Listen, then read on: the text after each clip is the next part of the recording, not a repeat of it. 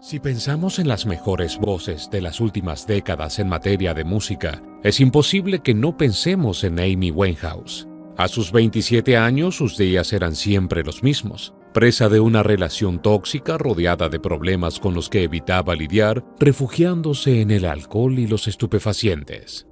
Sus afectos más cercanos se debatían, como ocurre siempre en este tipo de situaciones que se tornan crónicas, entre el sentimiento de pena y el aburrimiento muy grande. Los tratamientos que parecían ser una esperanza terminaban fracasando. Amy se alejaba de las sustancias duras, pero volvía al alcohol. En julio de 2011 estaba en esa etapa. El alcohol parecía más inofensivo que las drogas. Como muchos podrían decir, un mal menor. Amy se había acostumbrado a la soledad, a tal nivel que los paparazzis ya no estaban en la puerta de su casa como solían hacerlo. En la mañana del 23 de julio de 2011, su guardaespaldas se acercó a su puerta como de costumbre y no llegó a escuchar nada. No lo sorprendió, era algo normal. Tampoco se sorprendió cuando repitió el movimiento cerca del mediodía. Supuso que la joven dormía, ya que la noche anterior se había quedado en su habitación despierta hasta tarde. 3 horas después, el hombre comenzó a preocuparse. Fue a despertarla. Le habló despacio desde la puerta, pero no recibió respuesta. Se acercó y levantó el volumen de su voz. Otra vez no recibió respuesta. Agachado sobre la cama, sacudió el cuerpo de la joven de 27 años. Pero tristemente, esta vez tampoco hubo respuesta. Recién en ese momento sintió el olor muy desagradable del alcohol. Aterrado, soltó un grito y se quedó duro durante unos instantes en los que no supo qué hacer. La desesperación lo llevó casi por inercia a ejecutar una maniobra de resucitación. Abandonó rápido y llamó a una ambulancia, aunque sin ninguna esperanza. La luz de esta estrella se apagaba rápidamente, casi tan rápido como el éxito que supo cosechar en algún momento años atrás. Pero para conocer más de lo que la llevó a este punto en su vida, mejor regresemos en el tiempo para conocer mejor su historia y desentrañar viejos archivos para entender mejor aún cómo ocurrió su triste final. Amy Jade Winehouse nació el 14 de septiembre de 1983 en el seno de una familia judía con tradición musical en el jazz. Se crió en los suburbios de Southgate, al norte de Londres, donde vivió junto a sus padres Mitchell y Janice y su hermano mayor Alex. La pequeña Amy vivió desde su infancia escuchando a su padre cantar canciones de Frank Sinatra cuando comenzó a entender que podía imitar este hábito, al punto de que nadie podía mantenerla callada, ni siquiera sus maestros en clase. A sus 9 años, mientras sus padres se divorciaban, ella se refugió en el arte. Comenzó a estudiar en una escuela de teatro en la que se mantuvo por 4 años y al mismo tiempo fundó una banda de rap. En su adolescencia, mientras se rebelaba contra el mundo, empezó a estudiar en la escuela de teatro de Sylvia Young, de donde fue expulsada 3 años después por no ser aplicada. A sus 13 años recibió su primera guitarra y 1 año después ya la utilizaba para componer canciones. No pasó demasiado tiempo hasta que comenzó a actuar en bares y pubs londinenses que le abrían la puerta para que mostrara su arte y donde también fue descubierta por una banda femenina de jazz. Fue el músico Tyler James, uno de sus amigos más cercanos, el que le mandó su demo a la discográfica con la que él tenía contrato. Amy finalmente logró firmar con el creador del reality American Idol, Simon Fuller, en 2002 y por 250 libras semanales como parte de futuras ganancias. Mientras grababa y se preparaba, el productor la mantuvo como un secreto de la industria, aunque ella siguió cantando jazz en su amado Cobden Club. Estos eran los primeros pasos hacia la fama para esta joven, a quien la esperaba el estrellato más brillante posible. Darcus Vesey, representante de Island Records, escuchó uno de sus temas casi de casualidad mientras le mostraban un compilado de los Lewinson Brothers en donde Amy hacía voces. Enseguida quiso saber quién era, pero el manager le dijo que no estaba autorizado a decirle. La curiosidad por Winehouse comenzó a hacerse presente. Vesey investigó durante meses para dar con aquella cantante misteriosa, pero para el momento en el que logró dar con ella, ya había firmado y grabado varias canciones con Amy. Nadie se esperaba lo que pasaría a continuación. Virgin Records se sumó a la lista de interesados y oficialmente 4 discográficas se comenzaron a disputar el talento genuino y poco común de esa chica que rompía con la normativa de las canciones sin sentido y poco originales que estaban plagando las radios en aquel entonces. Amy alguna vez mencionó que no se le había pasado por la cabeza llegar a ser cantante profesional porque el canto para ella era natural, de todos los días, algo que siempre estuvo a su lado. Sus primeras apariciones públicas mostraban a una chica de gran franqueza con una naturalidad salvaje y una frontalidad poco antes vista en la industria. En una época en la que para tener éxito las mujeres tenían que simplemente sonreír y verse lindas, el poder de la actitud de esta joven llamó la atención tanto de manera positiva como negativa. En sus inicios, ella misma se consideraba una cantante de jazz, ya que eso fue lo que la acompañó toda su vida. Pero sus 2 discos oficiales la transformaron en una referente del rhythm and blues, soul y pop del siglo XXI. Con su primer disco, Frank, tuvo una gran recepción, el impacto de lo inesperado para muchos. Las letras de sus canciones mostraban el comienzo de una autobiografía, una antología de pequeños fracasos, una especie de bitácora de todas sus frustraciones amorosas. Era un disco en donde la mayor parte de las canciones tenían influencias directas de su amado jazz, y salvo por 2 covers, todos los temas estaban coescritos por Winehouse. Después del éxito de Frank, Amy se decidió a tomar las riendas de su carrera. Contrató a la banda de la cantante neoyorquina Sharon Jones para que la acompañara en el estudio y en las giras. Su padre, que en ese entonces continuaba conduciendo un taxi por las zonas céntricas de Londres, ponía los demos de los primeros temas del disco en su auto para chequear las reacciones de los pasajeros. Aquellas canciones nunca pasaban desapercibidas. No pasó demasiado tiempo hasta que los escándalos comenzaran a acecharla. Una conducta errática en varias apariciones públicas, algún concierto suspendido, recitales con performances vocales muy por debajo de sus posibilidades. Back to Black, su segundo y último álbum de estudio, es considerado una obra maestra, el punto cúlmine de su arte y parte de su increíble legado. La inspiración de este álbum fue en gran parte fruto de una relación complicada con su expareja, Blake Fielder Civil, con quien tuvo tantas idas y vueltas constantes. Fue tanto un éxito en la crítica y un suceso de ventas, con números que superan los 20 millones de álbumes vendidos en todo el mundo, 5 Grammys y varios Mercury Prize y Brit Awards. El tema que mayor difusión tuvo fue Rehab, el mismo en el que la cantante asegura que le dirá 1 y 1000 veces que no a entrar a rehabilitación.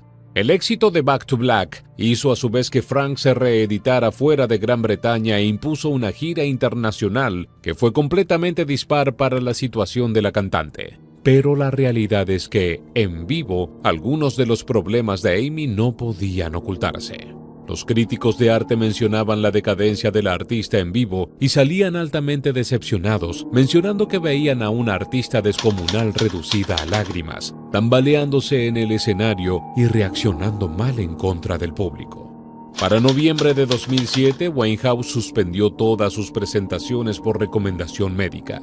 Su jefe de prensa mencionó que se le había recomendado reposo absoluto y descanso de todo lo que estaba sucediendo en su vida. Winehouse fue una cantante descomunal. Su voz era una fuerza de la naturaleza, fuerte y determinada. Incluso en su estado más crudo se podía sentir su potencial. Una chica de 20 que canta con la profundidad de una veterana, con un color de voz único y un manejo técnico deslumbrante. En la plenitud de sus facultades se la notaba con un total control de su arte, una habilidad innata. Era algo real, emocional, auténtico. No había artificios, había un dolor ancestral en su canto. Pero esa pasión y ese dolor también se aferraban a sus demonios internos.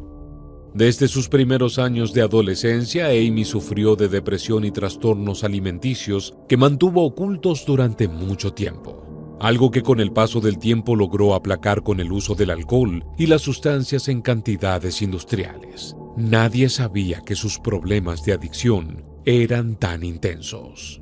Había tenido colapsos e internaciones por sobredosis que la pusieron al borde de la muerte en más de una ocasión. En una de ellas, encontraron en su sangre rastros de alcohol, cocaína, crack y heroína. Las versiones oficiales hablaban de chequeos de rutina, de una mala reacción a un medicamento o de cansancio extremo, aunque todos supieron qué era lo que sucedía.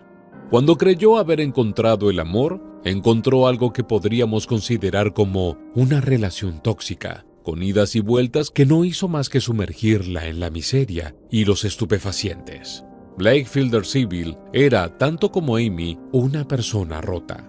Era más grande que ella y muchos de los amigos y familiares de la cantante mencionan que él es el responsable de su trágico final. Pero la realidad es que ambos eran víctimas de sí mismos y del contrario, se saboteaban constantemente con igual eficacia. Se conocieron en 2004 en un pub londinense y meses después su relación se hizo pública, pero al siguiente año el joven la dejó para regresar con su exnovia y esto generó un nuevo pozo depresivo en la vida de la cantante. Y esas necesidades y carencias hicieron que se juntaran y como imanes, cada vez que se separaban se volvían a juntar. Se reconocían como pares y eso hizo que naciera el amor entre ellos, o al menos lo más parecido al amor que pudieran reconocer. Nos amamos de una manera intensa y probablemente de una forma malsana y codependiente, dijo Fielder en una entrevista. La gente cercana a la cantante considera que después de que se casaron en 2007, Blake introdujo a Amy en las drogas duras como la heroína y el crack, de las pocas adicciones que todavía no arrastraba. En 2009, la cantante solicitó iniciar el proceso de divorcio después de que él pasó casi un año preso por agresión, soborno e intento de obstrucción de la justicia. Me enamoré demasiado de alguien y eso no me hizo nada bien, admitió tiempo después en una entrevista. Por supuesto, tuvo otras relaciones amorosas que dejaron huella en su vida. Alex Clare, una relación fugaz mientras se encontraba en un impasse con Blake, y quien también fue el encargado de vender sus intimidades con la cantante al medio News of the World. También el actor Josh Bauman, por quien supo decir que estaba enamorada y no sentía la necesidad de regresar a las drogas. Entre los más mencionados existió un breve romance con Pete Doherty, jamás del todo admitido, pero que llenó las páginas de los tabloides, y una relación que aparentemente sostuvo hasta el final de sus días con el director y guionista Rick Travis, pero aún después de separada, siguió hablando de Fielder como su gran amor. Pero bien, ya habiéndote contados los detalles más importantes de su vida, creo que ahora es el momento de que demos otro salto en el tiempo, más específicamente al 23 de julio de 2011. Como contamos al inicio del video, el guardaespaldas de la joven de 27 años no se sorprendió cuando la vio dormida a las 10 a.m. Había estado riendo, viendo televisión y escuchando música hasta las 2 de la mañana, y era normal que se despertara tarde después de una noche así, dijo a los investigadores. Pero cuando a las 3 volvió a verla en la misma posición, se encendieron las alarmas. Todos los temores de sus médicos, familia y amigos se habían cumplido de la peor manera. Amy Winehouse había dejado este mundo y eso tampoco le sorprendió a nadie. Aunque se culpó a Fielder, a sus managers y a su familia por no cuidarla como debían, la única respuesta concluyente fue que había sido solo ella la que llenó fatalmente de alcohol a su cuerpo mínimo y enfermo, y solo ella la que se dejó consumir a la vista del público y de la industria como si hubiera pasado toda su carrera y su vida pidiendo una ayuda que nunca llegó. La autopsia confirmó que la joven tenía 416% de alcohol en sangre al momento de morir, más de 5 veces por encima del límite legal en Inglaterra. Las consecuencias no intencionales de ingerir niveles potencialmente fatales la durmieron hasta lo irreversible, arrojó la investigación. Así es, tristemente, la última gran cantante de soul, jazz y rhythm and blues había muerto de un coma alcohólico. Según Alex Winehouse, hermano mayor de Amy, una gran parte de los problemas mentales que la llevaron a su trágico final la acosaron desde mucho antes de grabar uno de los discos más vendidos de la historia.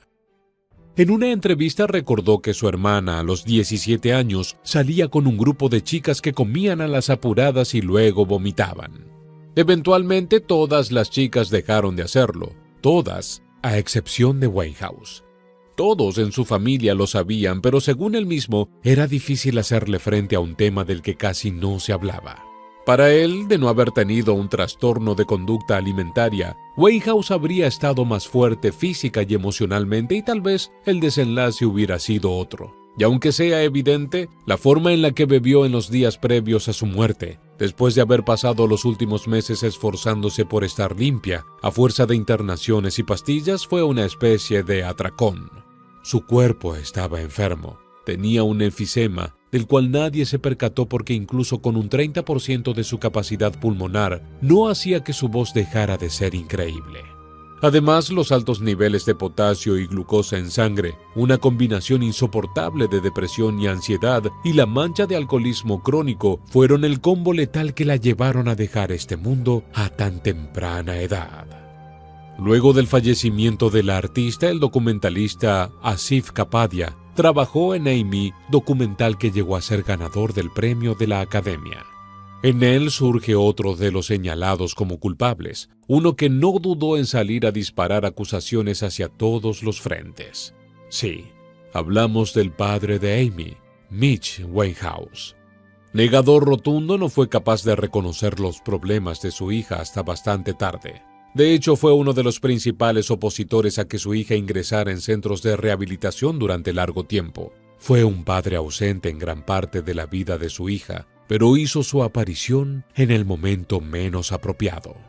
Fascinado por la fama, por los flashes, hizo todo lo posible para no perder espacio en el spotlight y para obtener todos los mayores beneficios posibles de esta nueva situación: ser el padre de la nueva estrella del momento. La prensa sensacionalista tampoco dudó en quedarse con un pedazo más del cuerpo que se desintegraba a la vista de todos. La vulnerabilidad de la joven no les provocaba compasión, sino todo lo contrario, alimentaba su voracidad. Los paparazzis en decenas estaban permanentemente apostados en la puerta de su casa.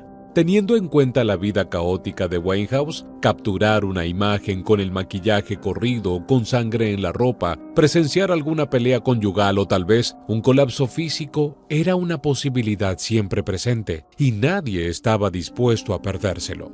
La banda sonora de cada aparición pública de la cantante eran los clics de los flashes fotográficos. Amy se desmoronaba en tiempo real y la prensa no pensaba perder un segundo de esa debacle. Una nube de fotógrafos llegó a acompañarla hasta el ingreso de una de sus internaciones.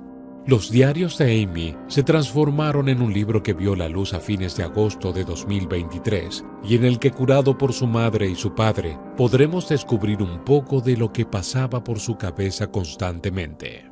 A pesar de que su salud, tanto física como mental, no le permitió continuar con su carrera, de alguna forma llegar a este libro puede significar un vistazo nuevo a la mente maestra que batió récords en un tiempo fugaz. Y es importante, tanto para sus fans como para los entusiastas de la música en general, poder leer sus palabras, ya que el sentimiento que tenía la joven era tan puro como honesto, y en sus propias palabras lo deja plasmado a la perfección. Tengo el sueño de ser muy famosa, de trabajar en el escenario. Es una ambición de toda la vida. Quiero que la gente escuche mi voz y olvide sus problemas durante 5 minutos. Quiero que me recuerden por ser simplemente